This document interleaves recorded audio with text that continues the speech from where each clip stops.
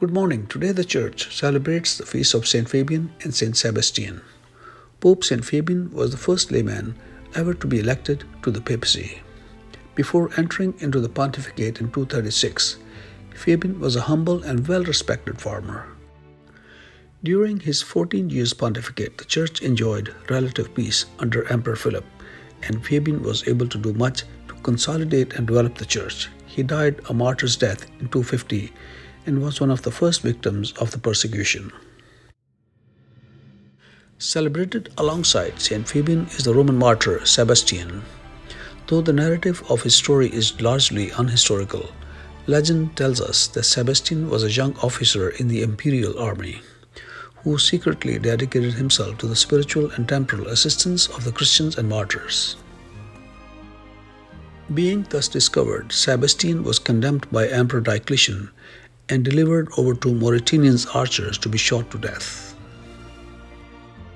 Refusing to flee, Sebastian confronted the emperor again and harshly reproached him for his cruelty to the Christians. He died in 288 after being clubbed to death and his body thrown into the common sewer.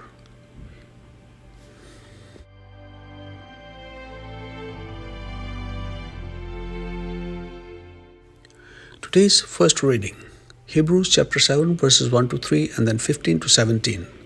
He remains a priest forever.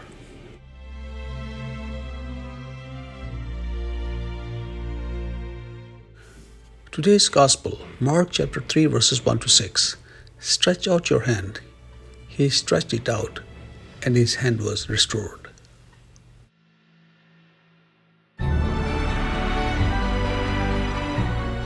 Today's reflection, stand firm despite being forced to convert.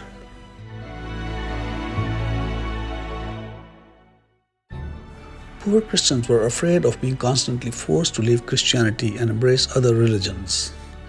They would delay and say, "We will think it over." 3 years later, their 2 daughters were kidnapped while in the fields and later raped and killed. This left a deep impression of fear on them because the local police did not cooperate, but persuaded them to be reconciled with the majority religion. Since they were loyal to the Lord, though less biblical knowledge, so they shifted at night to the other place to be safe later on.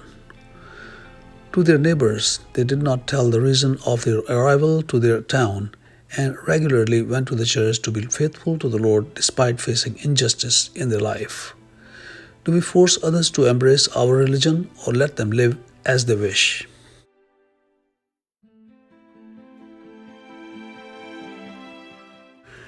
Please do not forget to subscribe, share, and like our channel. Thank you and God bless you.